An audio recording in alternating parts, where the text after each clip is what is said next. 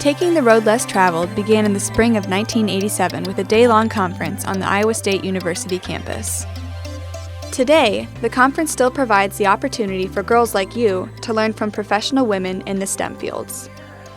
Industrial engineering is efficiency. That's how I would describe it. It's looking at machines and how people interact and determining the most efficient way to make something, whether that's a consumer processing line or if that's just a queue at an airport. I'm an electrical engineer. There's a bunch of different opportunities you can go into. You can go into more of the power side where you will deal with more of the power lines along like the roads and interstates, the power going into your houses, or you can go more into the design portion, which is what I want to go into, and stuff that's dealing with the circuits and like the internal operating systems on your phone.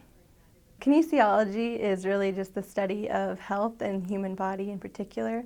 And within that, I'm going pre-med, so on the medical field. So it's really a lot to do with the human body, how it moves and how it functions.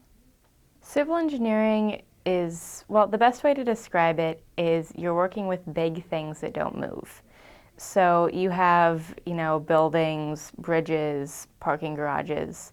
It's designing that, it's managing the building of that, troubleshooting when something goes wrong. Mechanical engineers do a lot of designs with SolidWorks, which is computer programming and uses basically design on a computer. And there's a lot of programming parts and there's a lot of hands-on works that you have to work with actual machines. Today, you get to hear about the opportunities in STEM from Iowa professionals working in the field.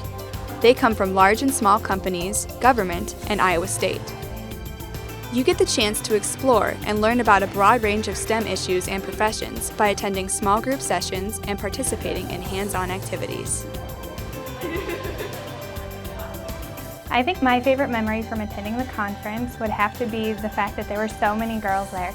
It was really nice to see all of the women involved in the STEM fields. This conference really helped me to set me up what engineers actually do and what kind of fields they work at. The conference did teach me a lot about myself. I think it mainly just gave me the confidence to be the person who I knew I wanted to be. In addition to the explorations around STEM, this might be your first time visiting a large university campus. We hope this experience will allow you to explore your interest in the STEM fields and give you confidence to embrace your full potential. If you think there's a chance that you're interested in it, try it. And if you don't like it, you can switch, but you might end up loving it.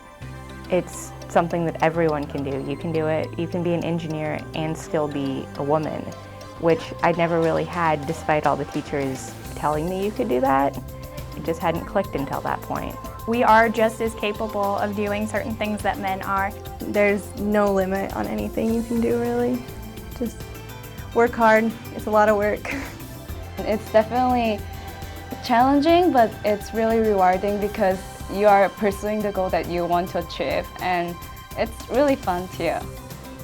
I think that biologically, women and men come at problems from different perspectives, and I think that it's important to have that in a workplace because women make up half the world's population. Why shouldn't they be designing things or solving problems that affect everyone?